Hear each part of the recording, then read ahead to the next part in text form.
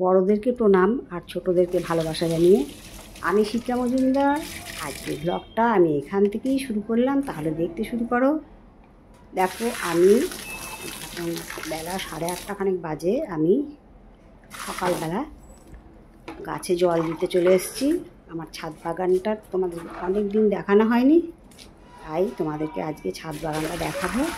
তারপরে আর কি কি কাজ করি না করি সমস্ত কিছুই দেখাবো।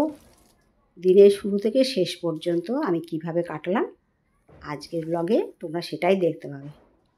দেখো সমস্ত গাছগুলোতে জল দিয়ে দিচ্ছি, কত সুন্দর লিলি ফুলগুলো ফুটেছে। আর এখানে দেখাচ্ছি, দেখো এই একটা বট গাছের থেকে ঝুড়ি বেরিয়েছে। এই বট গাছটা কিন্তু আমি নিজে কাটিং করেছি, বনসাই বলে, সেই বনসাই করে রেখেছি। এটা প্রায় 12-13 বছরের পুরনো গাছ।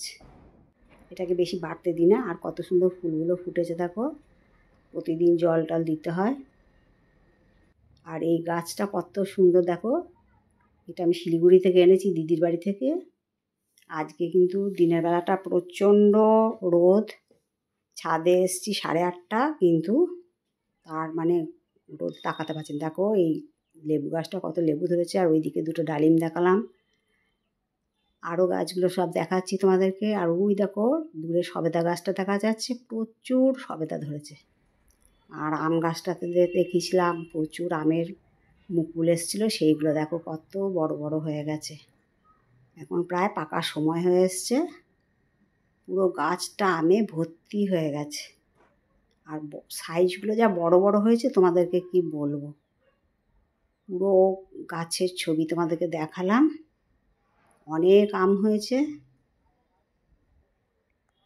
দেখেই তোমরা বুঝতে পারছো যে সাইজটা কত সুন্দর, আর গাছ ভর্তি আম।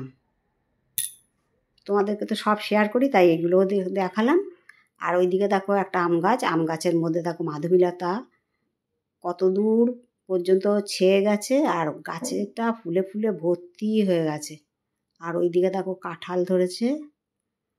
যাই হোক, ছাদ থেকে নেমে এসেছি, স্নান টান সেরে এবারে পুজো সেরে নিলাম। ঠাকুর ঘরে এসে সমস্ত আমার পুজো করা হয়ে গেছে, ঠাকুরকে ধূপ দ্বীপ দিয়ে জ্বালিয়ে দিয়েছি, ভোগ নিবেদন হয়ে গেছে, ফুল চন্দন দিয়ে সাজিয়ে নিয়েছি। পুজো আমার কমপ্লিট হয়ে গেল। এরপর আমি যাব রান্নাঘরে। রান্নাঘরে দেখো ইন্ডাকশানে ভাত চাপিয়ে দিয়েছি। আজকে কি কি রান্না করব সেটাও দেখাবো। দেখো ভাত ফুটে উঠেছে, এবার আমি উবুর দিয়ে দেবো। আর এদিকে দেখো মুসুরির ডাল করেছি আম দিয়ে। এখন তো গরমকাল, টকের ডাল দিয়ে ভাত খেতে ভীষণ ভালো লাগে। আর সজনে ডাঁটা, কুমড়ো, আলু, বেগুন এসব দিয়ে একটা পাঁচমিশালি সবজি করলাম। আর করবো এখন ভেন্ডির তরকারি। গরমকালে ভেন্ডির তরকারিটা আমার ঘরেতে প্রায় হয়। এই সহজ রেসিপিটা খেতে এত ভালো লাগে, আর বেশ শরীরটা ঠান্ডাও থাকে, এই জন্য ভেন্ডির তরকারিটা আমি প্রায় তৈরি করি। কালো জিরে কাঁচা লঙ্কা ফোড়ন দিয়ে দিয়েছি, নুন হলুদ দিয়ে দিলাম। এবারে নাড়িয়ে চাড়িয়ে ভালো করে ভেজে নিয়ে জল দিয়ে দেবো। এটা প্রায় আমার বাড়িতে আমি করে থাকি।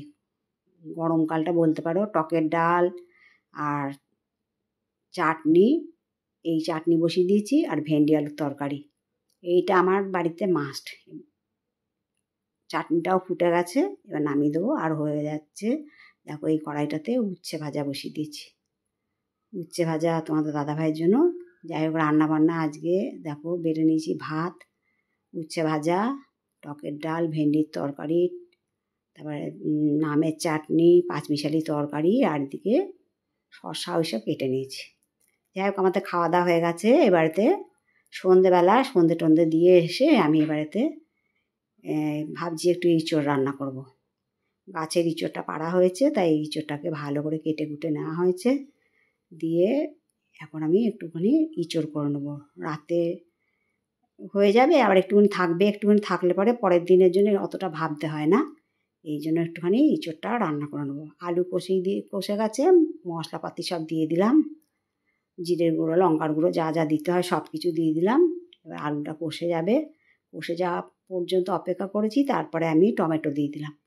আজকে যেহেতু সোমবার ছিল তাই নিরামিষ করেই ইঁচড়টা রান্না করব, কোনো পেঁয়াজ আদা রসুন চলবে না, একদম নিরামিষ যাকে বলে।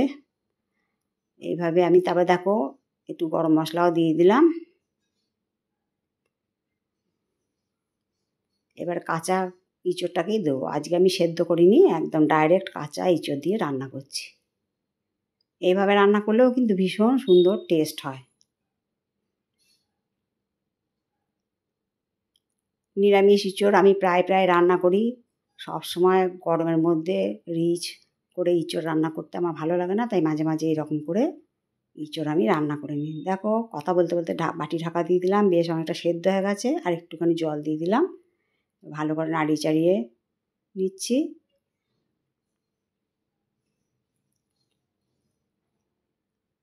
আজকে রাত্রেবেলা রুটি আর ইঁচড়ের তরকারি আর মিষ্টি আছে, সেই মিষ্টি ওইসব দিয়ে খাওয়া হয়ে যাবে।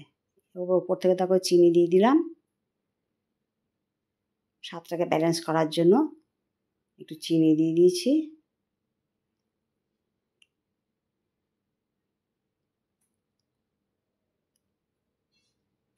এবার দেখো ভালো করে নাড়িয়ে চাড়িয়ে রান্না করে নিচ্ছি।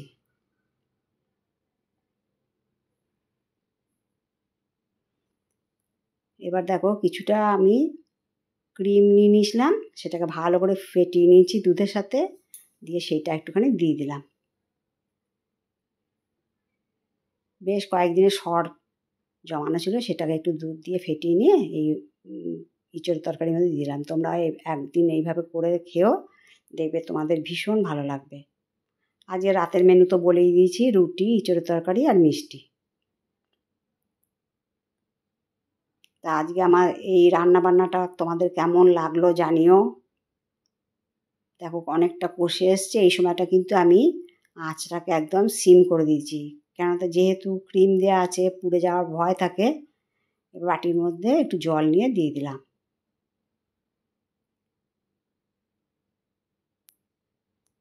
এবার রান্নাটা কমপ্লিট হওয়া পর্যন্ত অপেক্ষা করব। দেখো ফুটে উঠেছে, কালারটা দেখো কত সুন্দর হয়েছে।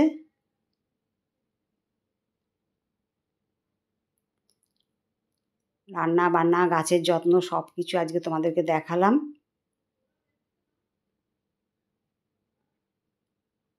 বহুদিন বাদে আজকে ছাদে গেছিলাম। তোমাদের দাদাভাই বেশিরভাগ এখন গরম পড়াতে ছাদে গিয়ে জল দিয়ে আসে, আমি আর ছাদে যাই না। দেখো তোমাদের সাথে কথা বলতে বলতে রান্নাটা এদিকে কমপ্লিট হয়ে গেল প্রায়। আমি গ্যাসের নবটা অফ করে দিলাম। কালারটা কত সুন্দর দেখতে হয়েছে দেখো। রান্নাটা আজকে এখানেই রাখলাম, ঢাকনা দিয়ে রেখে দেবো। এবারে রুটি তৈরি করে নেবো। রুটি তৈরি আর তোমাদেরকে দেখাবো না, এরপরে আমরা খেয়ে নেবো। রুটি তৈরি করা হয়ে গেছে, খেয়ে নেবো এরপরে। দেখো তোমাদের সাথে কথা বলতে বলতে প্রায় খাওয়া দাওয়া কমপ্লিট করে সমস্ত বাসন কোসন মেজে পরিষ্কার টরিষ্কার করে হঠাৎ করে বৃষ্টি নেমেছে। এখন প্রায় রাত 11:30 বাজছে। কি অঝোরে বৃষ্টি, তার সঙ্গে সেরকম বিদ্যুৎ চমকাচ্ছে, মানে ভাবতে পারবে না কি জোরে ঝড় ছেড়েছে আর ততোধিক বৃষ্টি। আমি তারই মধ্যে একটুখানি ভিডিও করলাম, আমার মোবাইল তো পুরো ভিজে যাচ্ছে বৃষ্টির জলে। তোমাদেরকে একটুখানি দেখাচ্ছি বাইরের দৃশ্যটা। তা আশা করি বন্ধুরা আমার দিনের শুরু থেকে শেষ পর্যন্ত দিনটা আজকে তোমাদের কেমন লাগলো জানিও। যদি ভালো লাগে লাইক শেয়ার কমেন্ট আর সাবস্ক্রাইব করে আমার চ্যানেলের পাশে থেকো। আর যদি কোনো নতুন বন্ধু এসে থাকো অবশ্যই বেল বাটনটা অন করে দিও, তাহলে সমস্ত নোটিফিকেশান তোমাদের কাছে পৌঁছে যাবে। আর তোমাদের সুন্দর সুন্দর কমেন্টসের মাধ্যমে জানিও আজকের আমার দিনের শুরু থেকে শেষ পর্যন্ত তোমাদের কেমন লাগলো। তোমাদের সুন্দর সুন্দর কমেন্টসের আশায় আমি থাকি, আর আমার ভীষণ ভালো লাগে তোমাদের এক একটা সুন্দর সুন্দর কমেন্টস যখন পড়ি, আমি ভীষণ আনন্দ পাই। দেখো কি জোরে জোরে বিদ্যুৎ চমকাচ্ছে, কিন্তু কারেন্ট যায়নি, কারেন্ট কিন্তু আছে। ভালো রকম হাওয়া দিচ্ছে, রীতিমতো ঝড় ঝাপটা যাকে বলে।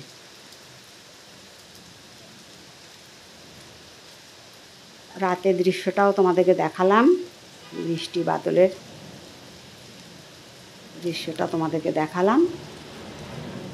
দেখো একটা প্লেনও গেল, সেটাও তোমাদেরকে দেখিয়ে দিলাম। আর আমাদের এখানে যা বৃষ্টি পড়ছে, তোমাদের ওখানে কোথায় কোথায় বৃষ্টি পড়ছে সেখানে জানিও। আমি অবশ্য কিছু কিছু কমেন্টস পেয়েছি, তাদের ভিডিওও দেখেছি, তাদের ওখানেও ভীষণ বৃষ্টিপাত হচ্ছে, বিশেষ করে শামসুনের ভিডিওতে দেখেছি। আচ্ছা, যাই হোক, আজকে এই পর্যন্ত রাখলাম, কেমন? টাটা।